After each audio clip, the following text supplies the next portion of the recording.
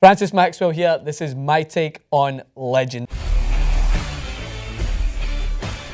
So I'm here for me to right a few wrongs. I feel that this movie has been unjustly tarnished in a lot of the critics that have touched on mainstream and maybe even what the flick. Wankers! Fucking embarrassing.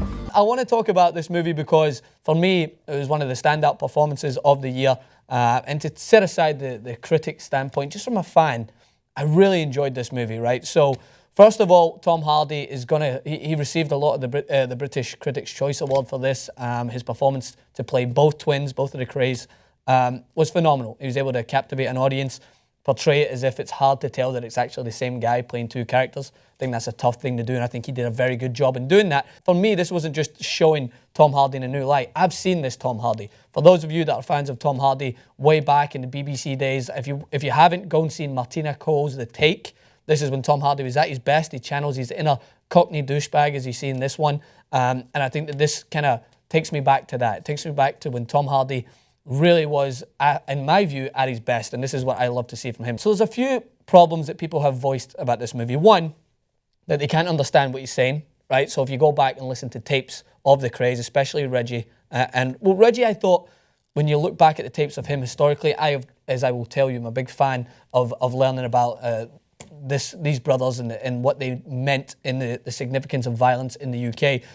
But Reggie was more of that Cockney kind of silver tongue, was able to use all the analogies that you hear today and was very smooth, but also kind of hard to understand. Ronnie Krays, he spoke with that kind of stiff jaw. That's the way he spoke. If you look at the interviews of both of them way back in the 60s, that is how he spoke. So Tom Hardy is going to do that job justice. And I thought that for me, it was easy to understand, obviously coming from the UK. I didn't think it seemed like he was putting that on. It wasn't exactly the Bane side coming out of him when it was difficult to understand. I thought it was easy. You come in here, you don't even say hello, Ron. You don't even have a drink, you just bugger off. But that's not the point that I felt was unjust when people were reviewing it.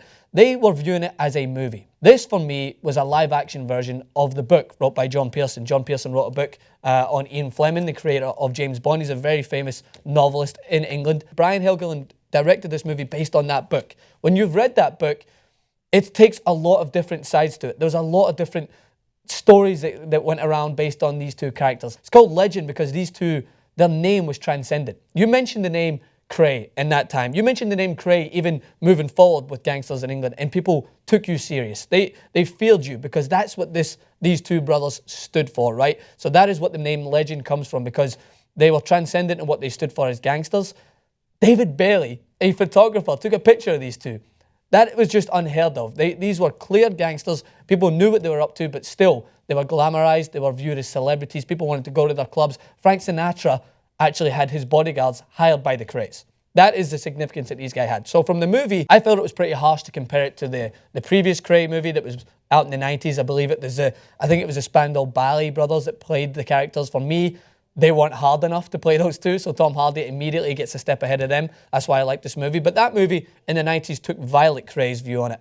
They took Violet Kray, who's the mother, and obviously there was that very Joe Pesci Goodfellas side where the mother doesn't see what their son is up to and kind of holds them still tight to their heart.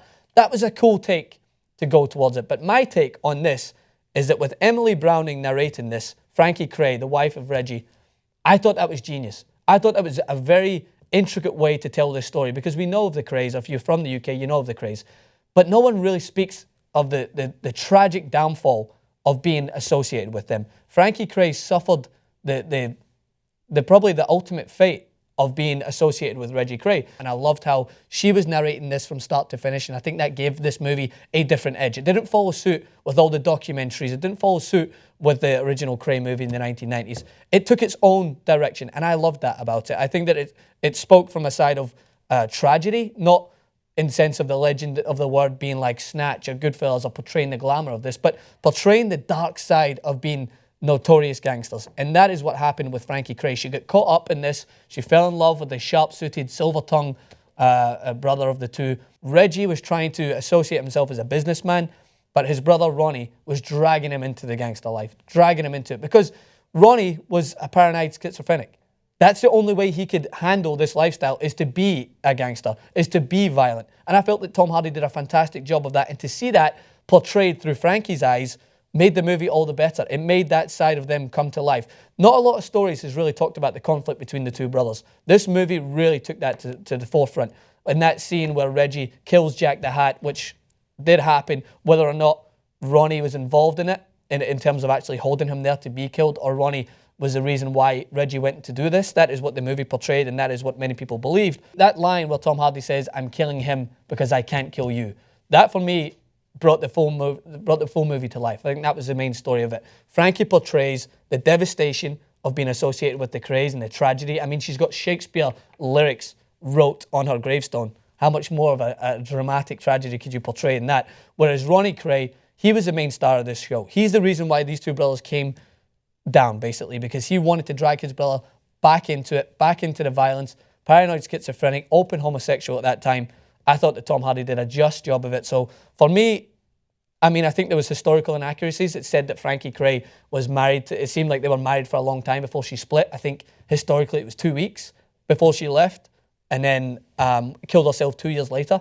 But again, for me, I have to give this movie a higher rating based on the fact that I love that it was told from that side. I love that it was told from the vulnerable side of Frankie Cray, rather from the two brothers, as their name could kind of hold so much weight that if this was told through them only, it would kind of just follow suit with everything else that was done. I felt like it was a unique perspective. I think Brian Helgeland did a good job of it. And overall, I think it was pretty enjoyable. So 7.5 out of 10 is my rating for it. Probably give Tom Hardy a 10 out of 10, just on my love for him alone. But overall, thought it was a good movie. Thought it was pretty harshly critiqued from everyone else. But I want to know what you guys think. Hit me in the comment section below. Hit me up on Twitter at Francis_Maxwell. Come back to my take.